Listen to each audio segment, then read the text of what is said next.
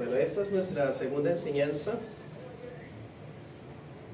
de la serie expositiva consecutiva de números y vamos a titularla El segundo censo de Israel, Números capítulo 1. Estaré usando la Reina Valera de la Sociedad Bíblica Trinitaria. Y pues no vamos a leer el capítulo como tal porque es bastante extenso, queda pendiente para que lo lean en casa. Haremos referencia a algunos textos más relevantes en la opinión del servidor y estaremos yendo a otros también. Entonces seamos ágiles y bueno, empecemos.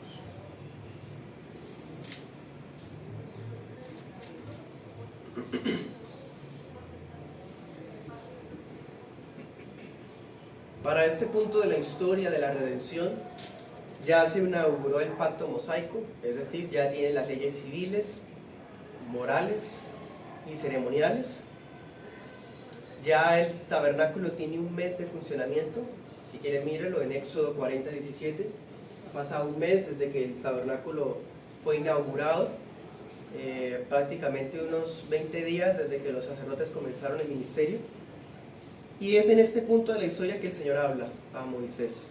Se lo puede ver en Números 1:1, dice: habló Jehová a Moisés en el desierto de Sinaí, en el tabernáculo de reunión, en el primer día del mes segundo, en el segundo año de la salida de ellos de la tierra de Egipto, diciendo: hagan el censo de toda la congregación de los hijos de Israel por sus familias, por sus casas paternas, conforme a la cuenta de los nombres, todos los varones por sus cabezas, de 20 años arriba, todos los que pueden salir a la guerra en Israel, los contarán tú y Aarón por sus ejércitos.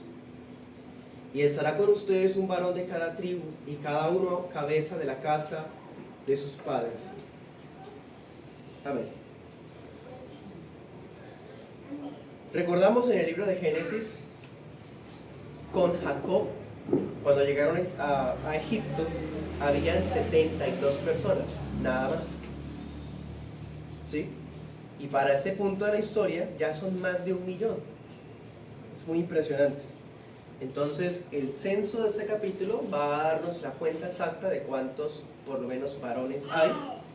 Y esa enseñanza se titula Segundo Censo porque ya había habido uno. ¿Se acuerdan? Éxodo 38:25 al 26 y Éxodo 30:11 al 16. En ese pasaje vimos que se recogió un dinero de rescate, ¿sí?, para que con esa plata se utilizara como material del tabernáculo. Entonces ya había habido un censo, por eso este censo es el segundo. Bueno, si quieres se los leo. Éxodo 30, voy a leer el 38, 25, 26, dice: la plata de los contados de la congregación fue 100 talentos y 1775 ciclos según el ciclo del santuario, un becá por cabeza, o sea, medio ciclo, según el ciclo del santuario, a todos los que fueron contados de edad de 20 años arriba, que fueron 603.550. ¿Sí? Ya había habido un censo antes, y ese censo tenía el propósito de que los varones pagaran un rescate. ¿Se acuerdan? Que dijimos que ese fue el único pago que tuvo efectos de expiación y el único pago que tuvo efectos de redención, ¿sí? Y decíamos que era como una manera de que al contar el número de israelitas no viniera la plaga de Dios contra ellos, como si estuvieran poniendo en duda la promesa que se le dio a Abraham, que serían incontables como las estrellas de los cielos. Entonces el pago del dinero era como una manera de decir: no nos tomes esto como malo, como pecado, ¿sí? Y por cada uno que seamos contados pagamos un precio de redención. Eso lo vimos en su momento.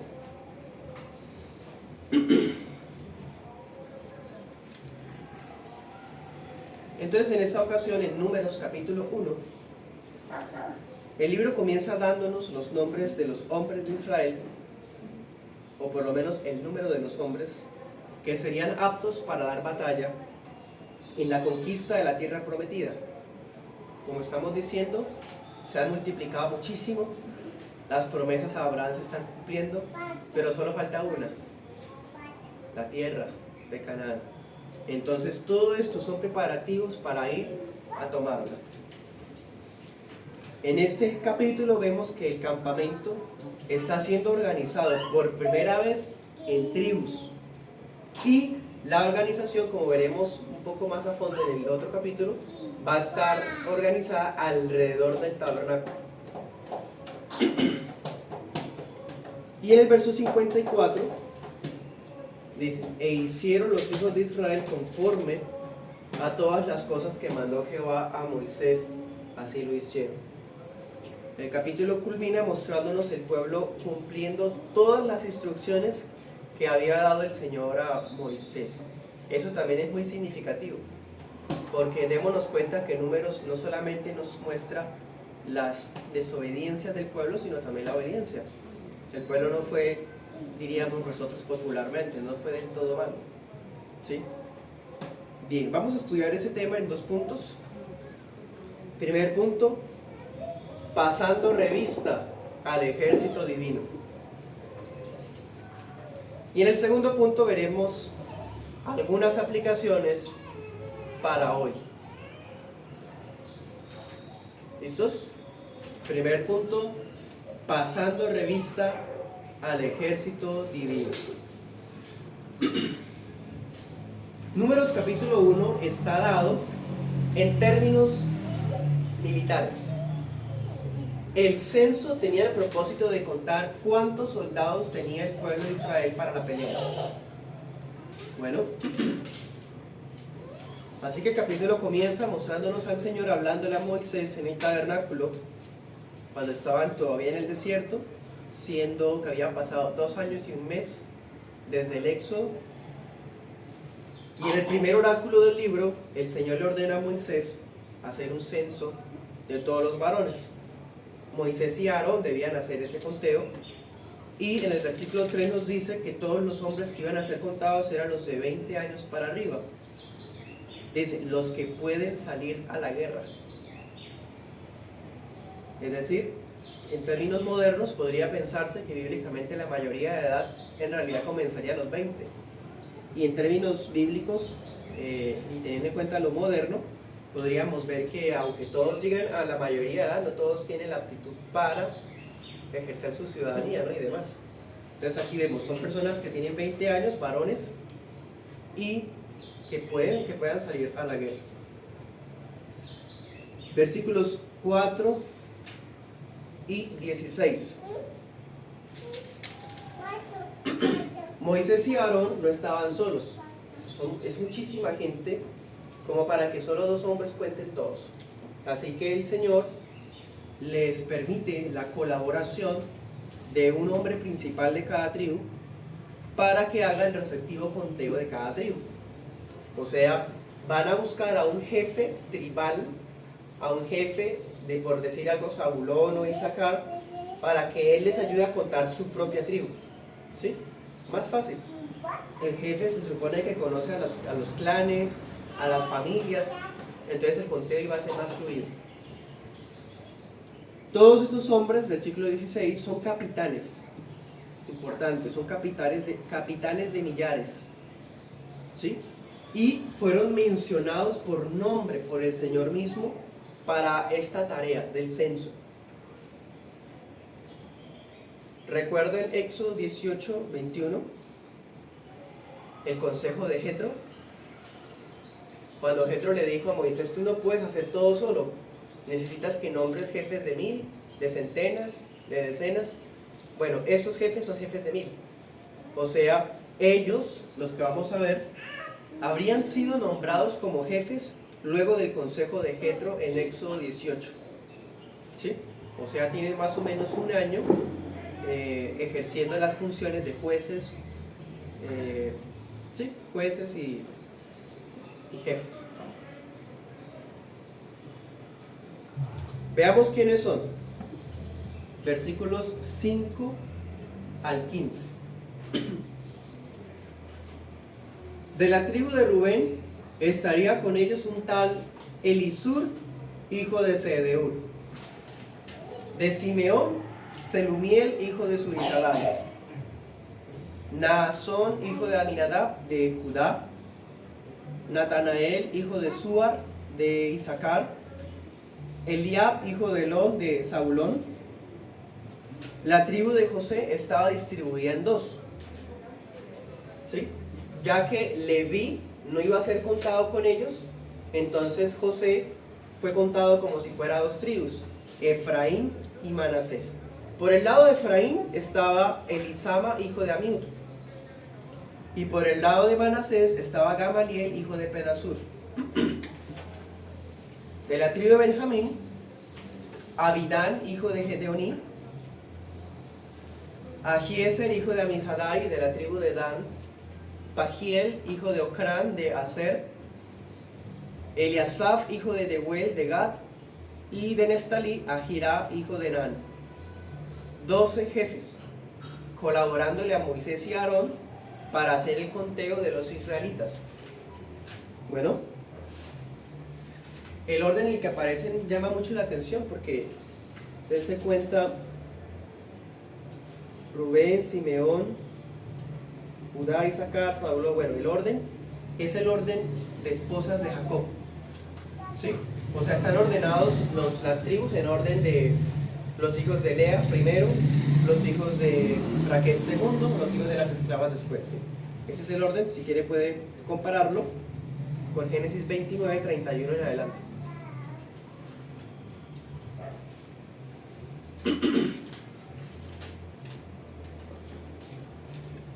Bueno, francamente, este tipo de detalles son las cosas tediosas de leer la Biblia para las personas en la modernidad.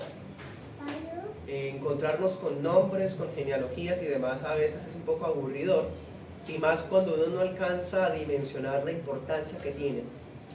Todos estos nombres son personajes que van a volver a aparecer en el libro de Números, y la mayoría de ellos nunca más vuelven a ser mencionados. Pero si el Espíritu Santo nos permite saberlo, pues es porque se le da una importancia al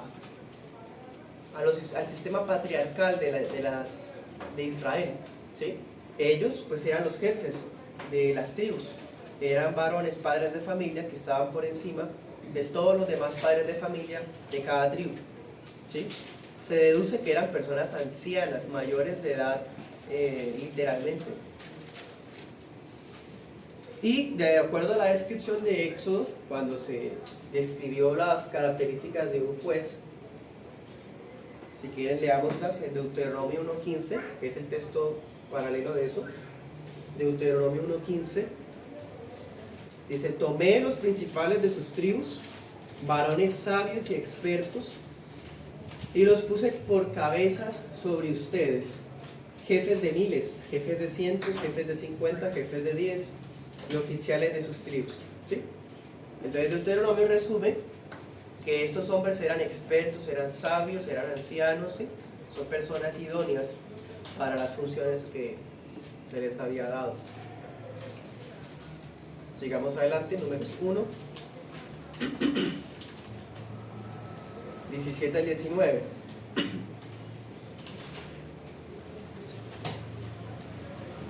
Entonces, manos a la obra, Moisés y Aarón reúnen y agrupan las familias del pueblo en el desierto, y en compañía de cada jefe de tribu, ¿sí? O sea, las 12 casas paternas, hacen las cuentas, siendo el primer día del mes segundo, ¿sí?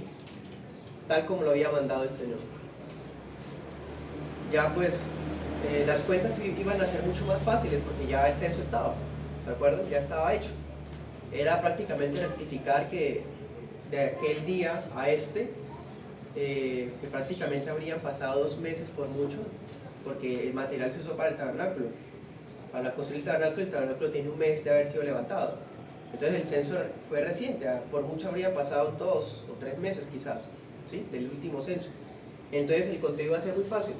Prácticamente iban a rectificar que no hubiese alguien que hubiera llegado a la mayoría de edad en ese tiempo, ¿cierto? En fin, parece que no hubo nadie, porque parece que las cuentas son exactamente las mismas. Leamos versículos del 20. Bueno, se puede rectificarlo del 20 al 44, ahí están todas las cuentas. Los contados de la tribu de Rubén fueron 46.500 varones, todos aptos para la guerra. De Simeón fueron 59.300.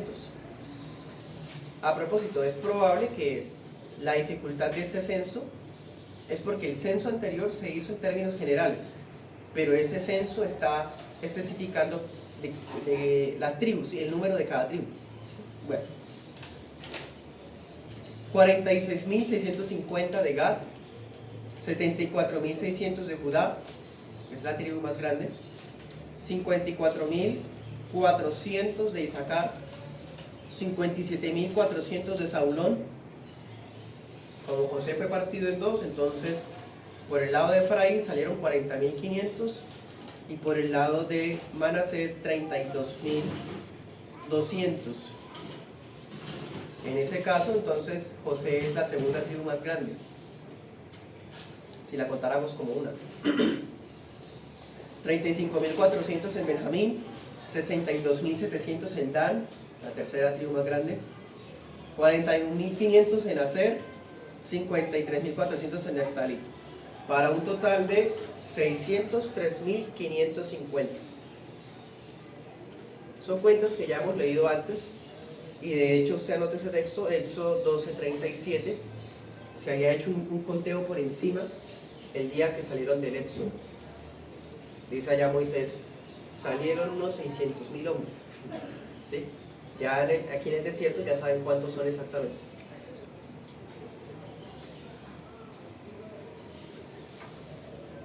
Sigamos adelante. Versos 47 al 52.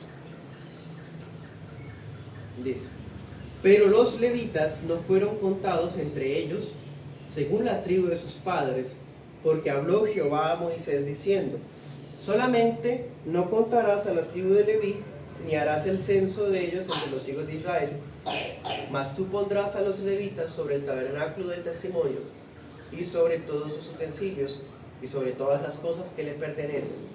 Ellos llevarán el tabernáculo y todos sus utensilios, y ellos servirán en él, y acamparán alrededor del tabernáculo. Y cuando el tabernáculo tenga que partir, los levitas lo desarmarán. Y cuando el tabernáculo acampe, los levitas lo armarán. Y el extraño que se acerque morirá. Los hijos de Israel acamparán cada uno en su campamento, cada uno junto a su bandera, por sus ejércitos. Mas los levitas acamparán alrededor del tabernáculo del testimonio, para que no haya ira sobre la congregación de los hijos de Israel, y los levitas tendrán la guardia del tabernáculo del testimonio. Bien, como les decía ahorita, Leví no fue contado con las 12 tribus, porque el Señor le había ordenado a Moisés que los levitas iban a encargarse del cuidado del tabernáculo, los utensilios, los enseres, los muebles, etc. Ellos iban a acampar alrededor del tabernáculo y no en los bordes del campamento, porque eso eran los del ejército, ¿sí? los soldados aptos para la guerra. La tarea de los levitas era que cuando la nube se moviera y ellos tuvieran que moverse también, entonces los levitas tenían que desarmar el tabernáculo, algo parecido como a los pits, ¿sí? En el menor tiempo posible, porque el tabernáculo tendría que adelantarse. Eso lo veremos en otro capítulo. Y cuando la nube se detuviera, pues ellos, donde la nube se detuviera, tenían que armar el tabernáculo. Los levitas, ellos eran los guardianes, para que nadie que no fuera de Leví pudiese acercarse. Y el que se acercara, que no fuera de la tribu de Leví, tenía pena de muerte. Entonces, si usted está haciendo una lista de cosas que merecen la muerte en la ley, esta puede anotarla ahí también. Otro detalle es que no solamente le evitarían la muerte al que se acercara, sino que ellos evitarían que la ira de Dios se propagara sobre todo el campamento. Eso es muy interesante. Aquí el campamento es tratado como una iglesia. Ahí dice, sobre toda la congregación. La iglesia de Israel está congregada en el desierto.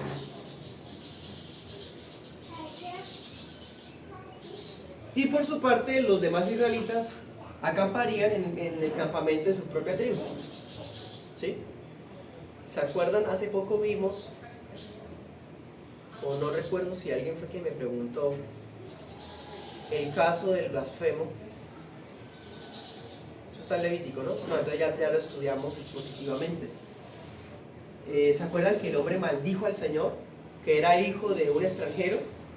Bueno, ese hombre, ¿se acuerdan que la razón de su actuar fue que no lo dejaron acampar con la tribu de Dan? Como no era de la tribu, sino que era una mezcla, entonces lo tuvieron por fuera. Eso a él le dio rabia y maldijo al Señor, ¿sí? Entonces, quiere decir que ese tipo de cosas que están pasando acá están ubicadas en este tiempo, y debido a este mover de los campamentos fue que ese hombre actuó como actuó. Bueno, porque cada israelita debía estar en su propia tribu, cada uno junto a su bandera, como un ejército presto para la batalla. Entonces uno podría pensar que los extranjeros que se sumaron a las tribus habrían quedado relegados, habrían hecho de pronto por allá un mini campamento a un lado, quién sabe en dónde.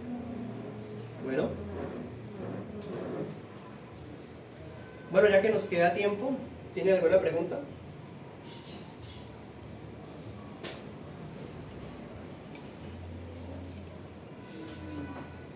Hermano, siempre que se ha, bueno, en estos dos censos que he hablado de Éxodo y de Números, en ambos solamente se han censado a los que van a la batalla, los mayores de 20, niños, mujeres, no nada. No.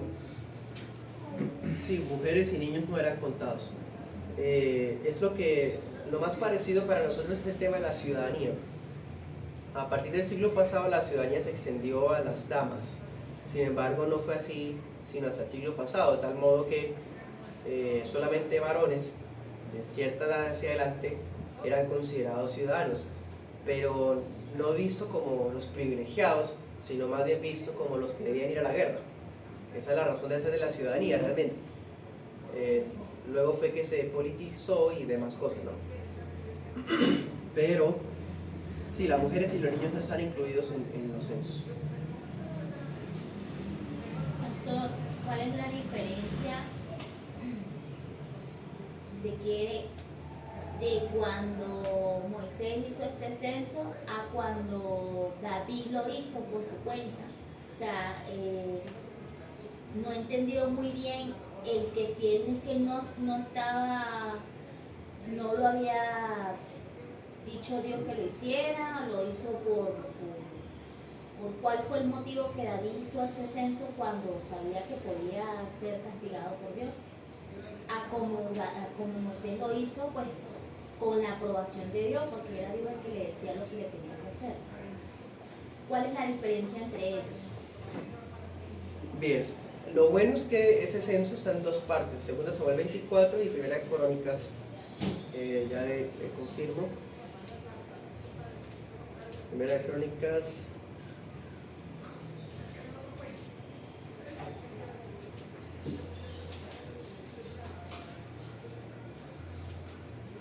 21. Al leer ambos capítulos uno percibe que en David hubo una visión. Era como diciendo, quiero saber sobre cuánta gente yo estoy gobernando, ¿sí?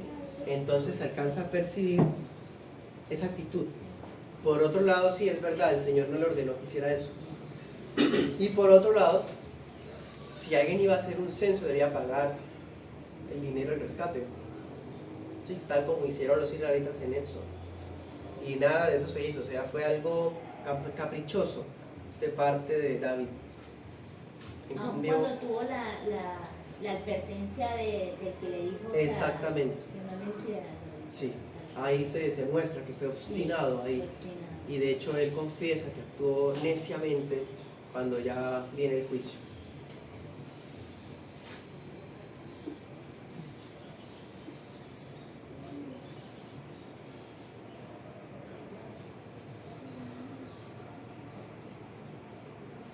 Hermano, igual en el caso de la tribu de Leví, los que no se censan, ¿cierto?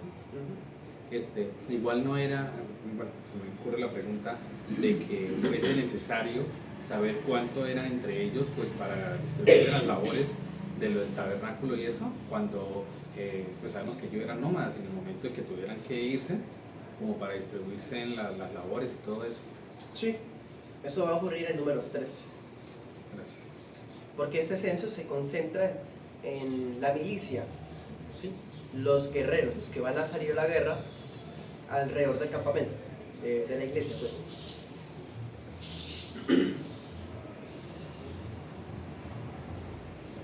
¿Algo más? Un detalle interesante del número de personas, uno dice, bueno, ¿para qué me interesa saber que habían 57.400 personas en Zabulón? Pues es interesante, hermano, porque ya sabemos lo que tratan números, lo que va a pasar, ¿sí? Cuando surja la otra generación, vamos a comparar y a darnos cuenta que varias tribus que aquí salieron grandes por el juicio de Dios que vamos a ver en el libro de Números, los va a diezmar. Hay tribus que aquí salen grandes y en el segundo censo son pequeñitas. Ahí que vemos apóstatas, idólatras, rebeldes. La ira de Dios los mató a lo largo de los años en el desierto. Otros murieron sin hijos, otros murieron con todo y los hijos. Entonces, eso es interesante porque veremos bajo esos términos cuál habría sido la tribu más incrédula de todas. Se puede saber comparando las cuentas, porque francamente el número de personas de una tribu para ese tiempo, que se pensaba que era la bendición de Dios. O sea, las personas son bendecidas proporcional al número de hijos que tengan. Entonces, si por ejemplo vemos que Dan tiene más de 60.000 hombres, está muy bendecido por Dios. Pero veamos qué le va a pasar en el tercer censo. Bueno, ¿algo más?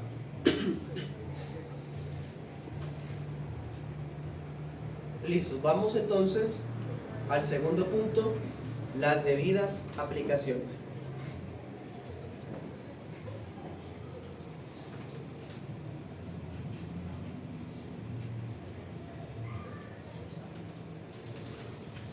Les tengo 5 aplicaciones.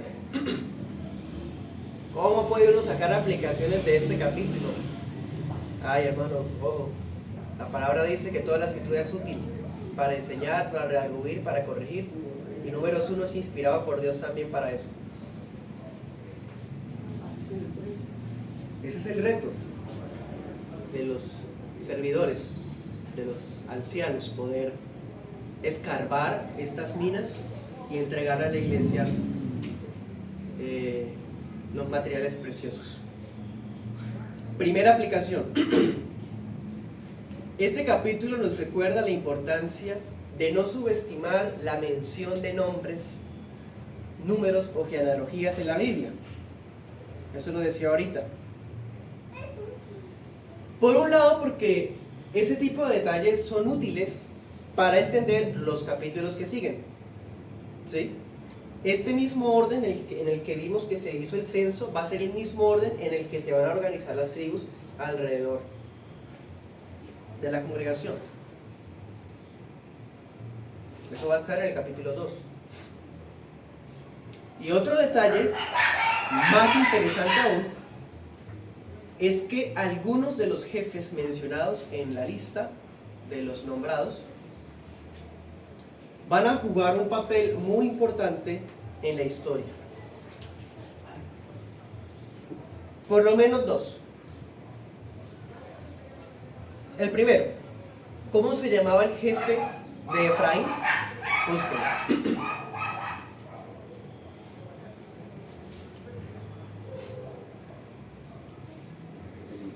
Elisama. Ahora mire, Primera de Crónicas 7:26. Primera de Crónicas 7:26. Y ahí descubrimos algo muy interesante que, bueno, aprendí al buscar la identidad de cada uno de ellos. Algo muy interesante. ¿Ya lo tienen? Crónicas 7:26. Bueno, este Elisama es el abuelo de Josué. Muy interesante. Y ya saben ustedes quién es Josué, el que va a ser el sucesor de Moisés. Bueno, Elisama es el abuelo de él.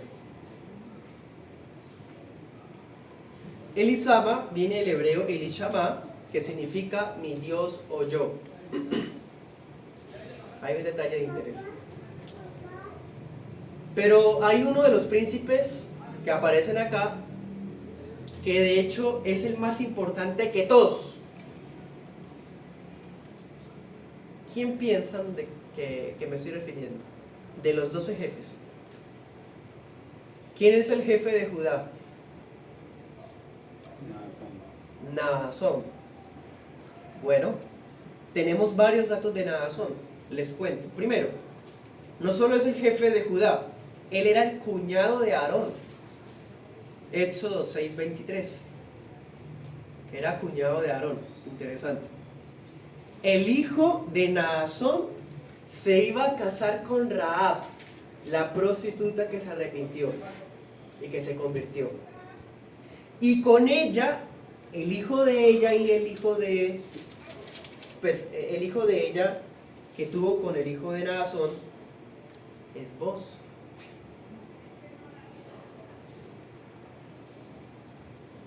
O sea que Naasón es un tatarabuelo del rey David. O sea que Naasón es un antepasado a Jesucristo. Eso lo puede ver en Mateo 1, del 4 al 5, Lucas 3:32. Bueno, entonces la aplicación más importante, me atrevo a decirlo, en este capítulo es eso, que la simiente prometida está escondida en Números capítulo 1. ¿Y cuántas veces la leemos así de largo y no nos dimos cuenta? Bueno, Nachshon, que es el hebreo como se dice, significa encantador o hechicero. Bueno, aquí podemos pensar que la cultura egipcia influyó mucho, ¿no?, de los israelitas, tristemente. Pero bueno, el caso es que este Naasón iba a ser, es uno de los padres de la línea mesiánica. Bien, entonces sí que no hay que subestimar los nombres, ¿no? Segunda aplicación. Hay muchas teorías que tratan de poner en duda la veracidad de estas cuentas. Los críticos, los liberales, los incrédulos, se les llena la boca diciendo que no es posible que de una sola tribu hubiesen 70.000 hombres, y menos aún sumándolos todos que den 2 millones y en el desierto hostil. Eso no puede ser, dicen las personas incrédulas. ¿Cómo podría sobrevivir en un desierto tan hostil una población que fácilmente superaría los 2 millones de personas? Si solamente los hombres de 20 años para arriba son 600.000, pensemos que estén casados.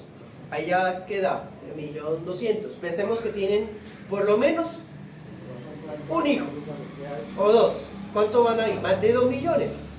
Entonces ellos hacen todos esos cálculos y dicen, no puede ser que todo ese montón de gente esté en un desierto y sobreviva. Bueno, son objeciones de incredulidad, francamente, porque más bien volteemos el argumento.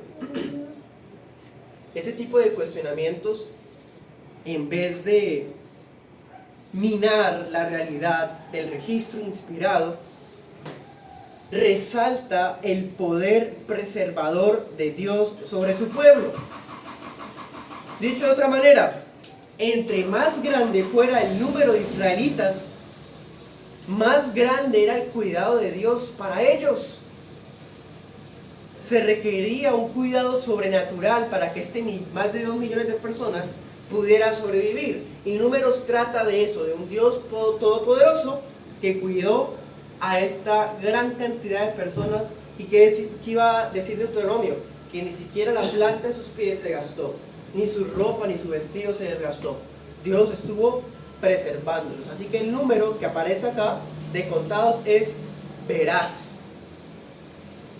Como escrito está también en Romanos, sea Dios veraz y todo hombre mentiroso. Tercera aplicación.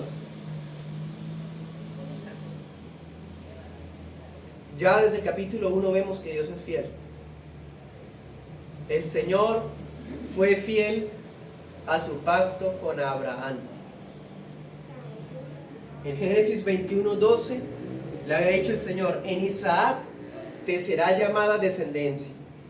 En Génesis 22:17 le había dicho: tu descendencia será como las estrellas. Bueno, aquí solo han pasado 4 siglos y vemos que los descendientes de Abraham, a través del Hijo de la promesa, han aumentado exponencialmente a más de 2 millones de personas. Dios fue fiel a la promesa que le dio a Abraham. Vemos también que Dios es fiel a las bendiciones que dio Jacob. ¿Se acuerdan? Génesis 48. Jacob decidió darle la primogenitura a José. Le dio una doble porción. Anote también Crónicas 5, 1 y 2. Y aquí lo estamos viendo. ¿Por cuántas tribus valió José? Por 2. Porque él era el primogénito y tuvo 2 puestos en el campamento. Doble porción. Primogenitura que le dio Jacob a José. Dios respaldó eso. Otra cosa. En Génesis 48 también dice que Jacob bendijo a los hijos de José. ¿Se acuerda? Invirtiendo el orden. Al menor le puso la mano derecha y al menor le puso la izquierda, como diciendo: el menor va a ser más grande que el mayor. Compare, hermano, ¿cuál de las 2 tribus es más grande, Efraín o Manasés? Efraín. Y Efraín era el hermano menor. Se cumplió lo que Jacob le dijo a José. Bueno, entonces aquí estamos viendo la fidelidad de Dios a lo profetizado por los patriarcas, a lo prometido a los patriarcas.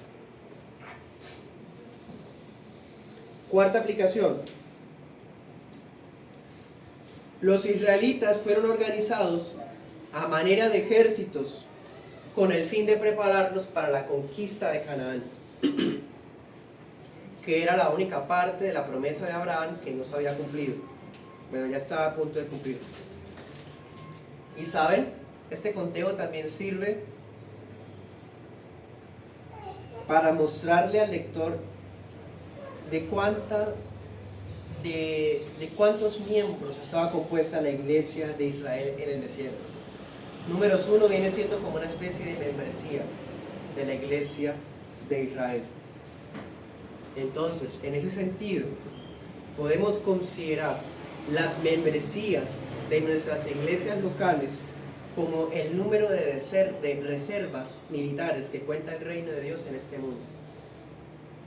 Hay una iglesia universal que está militando en la guerra espiritual aquí en la tierra, y esta iglesia universal tiene campamentos pequeños dispersados en las naciones, y cada campamento tiene membresía. Esa membresía son los soldados que están dispuestos a pelear por el reino de los cielos. ¿Sí? La iglesia militante describe al pueblo de Dios que estamos peregrinando, organizados en iglesias locales bíblicas y perseverando con intensidad para tomar el reino de los cielos, como dice Mateo 11, 12.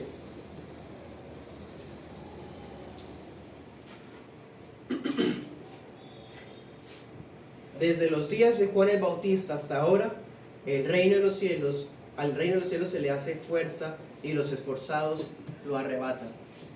Solamente los esforzados, los que hacen parte de este orden de reservas militares del reino de los cielos, podrán entrar al reino de los cielos. Última aplicación. El censo nos recuerda que Dios conoce a los suyos. No tenemos anotado acá el más de 2 millones de personas, pero Dios los conoce. Y cuando Dios conoce a los suyos, Él los redime, los rescata. Al comienzo establecimos que este era el segundo censo, porque en el primer censo ya habían ellos pagado un rescate. Bueno, eso muestra que nadie puede ser contado dentro del pueblo de Dios sin haber pagado su propio rescate previamente. Pero nadie podemos pagarlo. No hay cuantía ni obra que sirva para ganarnos la membresía en el reino de Dios. Entonces cito al pastor Vicky, abro comillas: Nadie puede ser contado excepto sobre la base de un precio pagado. Y ese precio es la sangre preciosa de Cristo. Cierro comillas. Todos aquellos por los que Cristo murió son parte del conteo de esta iglesia militante que estamos peregrinando acá. Amén.